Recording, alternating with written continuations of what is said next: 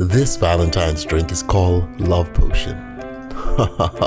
That's kind of cool, right? Smokes up and stuff. Okay, watch this, homeboy. So we grab some strawberry slices, throw those into a glass, okay? Bang, all right? Then we muddle, get some of those juices out of there. Ooh, yeah. Okay, come behind there with some ice. All right, now we pour in some vodka. A little bit of simple syrup to sweeten that bad boy up. A little bit of grenadine, add a little color to it. You see what I'm saying?